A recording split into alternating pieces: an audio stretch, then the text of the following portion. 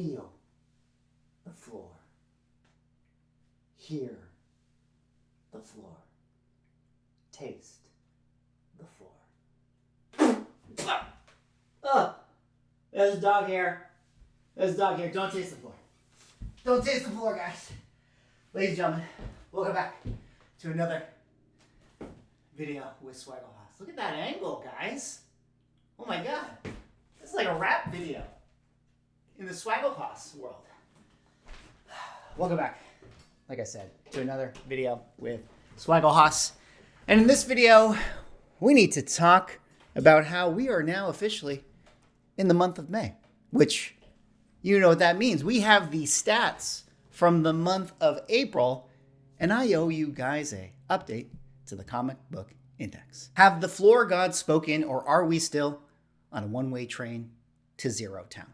Well, I'll let you guys decide that here in this video today because I have the data for you guys to look at. But of course, before I get into it, if you guys could drop me a like, comment, subscribe if you're enjoying the content, helps support the channel, do one of those things, I appreciate it. Now, a little bit of a warning. Remember, I can't see the future. This is one point of data. This is the comic book index. It is not a perfect science. This is me showing you guys what I've discovered, and it's up to you to figure out if you want to listen to me or not. Now, again, a little bit of another caveat. I know that it's at this point, it's a little bit of a meme. Every single month, I'm like, guys, I'm not going to belabor this, right? Like, I'm going to show the data. I'm not going to make it too dense. I won't make it too boring. And then, of course, it ends up being pretty boring. But this time, I'm really going to try. I'm really going to try not to make it boring. We're going to get through all of the little, intricacies. And then at the end of the video, we'll talk a little bit about kind of what I think potentially is the future outlook and where we could be going in the future. And again, actually, we have kind of the updates of the latest inflation reports and things like that. So we can kind of get into the weeds of that. And I know you guys are thinking to yourself, oh man, I can't wait. I can't wait for that info. But of course, we have to first talk about the comic book index. What is the comic book index? Well, the comic book index is the top 100 sold books per age, silver, bronze, and copper. What do I mean by the top 100? I know sometimes some of you guys have told me that you actually don't understand what I mean when I talk about the top 100. Well, if you go and you look up some of the data, you can actually see what are the top 100 most in-demand books over the last calendar year, which I've used as the same books to pull from all the data. So you would think like the Silver Age Index is made up of all the books you would imagine. Iron Man #1, Fantastic Four 48, Bronze Age is Hulk 181, Marvel Spotlight 5, Copper Age is X 266, ASM 300, etc., etc.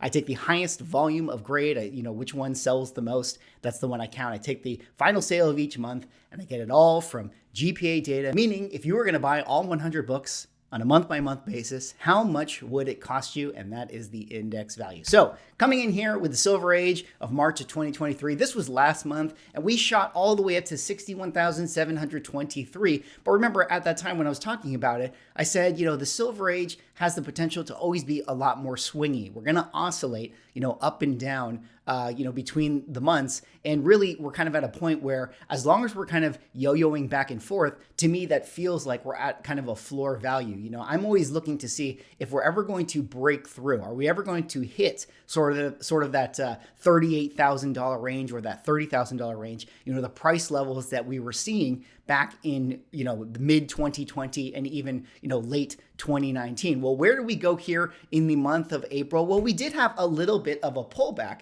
but, we're still higher than that of some of the previous months that we saw in November, December, and February, where the index finished around 53,400. So higher than we were 2 months ago, a little bit lower than last month, a little bit lower than January, but then higher than that of November and December. So again, we're kind of in this yo-yo phase. We're kind of in this oscillation phase. And later on, when I talk about the month-by-month graph, I'm assuming that we're going to have an up month in the month of May. If history and seasonality plays a role into this index, typically speaking, the month of May tends to be a big buying month for that of comic books. So I would imagine that, May we might see a little bit of an uptick, and then we might see more of a downtick, in the months of, June, July, maybe August. Maybe we'll find another low in Q3, but I will save that discussion for when we get to later on in the video. Now, going on to the Bronze Age Index, last month we were at 43,284. It was definitely a push, from a month-to-month basis. Where did we go in the month of April for the Bronze Age? Well, we went to 42,000.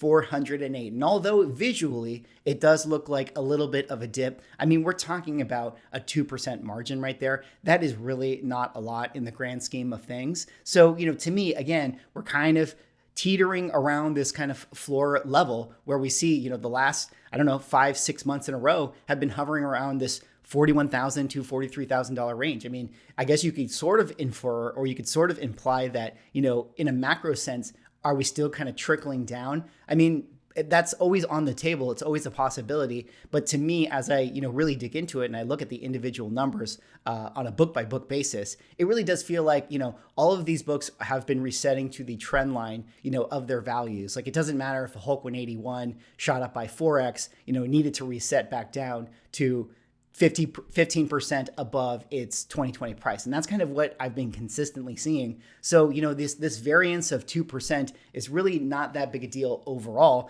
And it does feel like the Bronze Age is definitely leveling out. But more on that to come, because we got to talk about the Copper Age here. The Copper Age last month was definitely on a little bit of a downturn where it dropped to 26,361.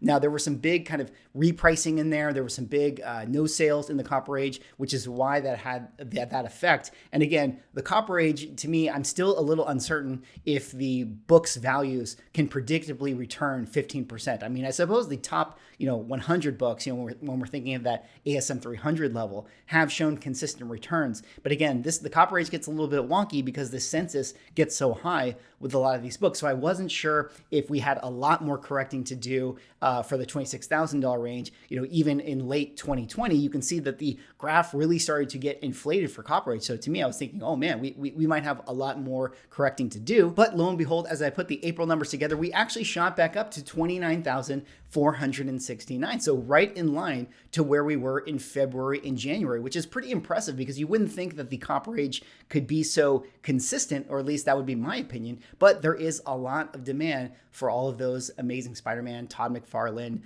Secret Wars #1s, books like that we all sort of have nostalgia for and we all sort of grew up on. So there you see the three indexes side by side in the month of April. Again, while there is a slight down from the month of March, you could argue with the Silver and the Bronze Age, it does feel like, again, like I said, the key word is the oscillation. We're going back and forth, back and forth, back and forth until we eventually start to see changes in the macro market, which, to me is when I think we're going to see those record prices once again. Now, kind of zooming in here, again, I'll quickly go over this. The Silver Age had a pullback of 13%. If we're being technical with the values. But remember, last month, it had an increase of 22%, coming off of the $47,000 that we saw in February. So, again, back and forth, 13% might feel drastic, but knowing that we had a massive increase the previous month, maybe that's just kind of, within the acceptability of the variance that we see in these, indexes here. We have 2% down for the Bronze Age. Again, I think that that's kind of a push. And then for the Copper Age, we saw an 11% increase, but again, we kind of dropped about 13%, I think, in the previous month. So, 11% up is kind of expected if we had such a drastic fall down from the previous one. Silver value takeaways, 18% down here, 10% up, 20% non-sale. So again, a lot of, individual books. It's not like we're seeing record prices. It's not like, people are making tons and tons of money off of their sales month to month with some of these keys, but, we're having just enough overall value to hold the floor to keep the index steady, at least above the 2020 prices. Bronze book values, 18% down, 15% up, 10% non-sale. So again, pretty, consistent what we're seeing with the bronze books. And that makes a lot of sense because, with the bronze books, there's just, a lot more of a census for them, a lot more sales overall. So more consistent, with the GPA values and things like that. Whereas the silver, you might have books that haven't sold in a little bit of time. And so the repricing is difficult for those. Now let's quickly talk about the month by month here. The cyan line, we see April still hovering above that of the bottom of 2022 and above that of the height of 2020. Again, to me, the thing I'm most interested in is to see if the cyan line ever crosses with the yellow line. That'll be the time when I think, maybe there's a little bit of a hit the panic button, but, seemingly it doesn't seem like that's going to be the case, at least not until what could in theory happen, in Q3 and Q4, which I will talk about once we get through all of our lines, charts, and graphs. The last one to talk about right here is, of course, the trend line. Again, ignore the copper age trend line for this because it's not really drawn to scale, but this kind of puts it into good perspective that, we've had these kind of wild corrections, these wild swings. We see months where the silver age pops out of the high of the trend line, and then now it drops back down to 53,000, which is kind of right in line to that trend line. And, generally speaking, it seems like, the organic demand, the natural appreciation of the values of the comic books are kind of right back in line. And, in any given month, they could be swinging, but, generally speaking, it seems to be fairly consistent overall. So now that we've kind of seen the charts, now we've kind of seen these numbers, I got to give you guys the bear and the bull take. We got to talk a little bit about where we are going from here. Again, listen, guys, I collect Darkhawk, all right? I don't know anything. Don't listen to me, all right? But this, again, is how I see it. I've talked a lot on the channel about, interest rates and macroeconomic factors, and that's how it's had influence on, a lot of what we've seen with the values of these indexes and these comic books and stuff. I think where we see it right now is that, is the macroeconomy out of the woods? No, it's not. I mean, interest rates are still really high. We just got, the inflation report. And although inflation dropped by like 0.1%, I mean, that's not a lot. That's not as frequent of a pace as I think the market would have hoped. Now, there's still a lot of people that are, pretty bullish overall. People are very, very optimistic that we're going to get our last interest rate hike, at the next meeting, and then we're going to pause there, and then eventually we're going to cut at the end of the year.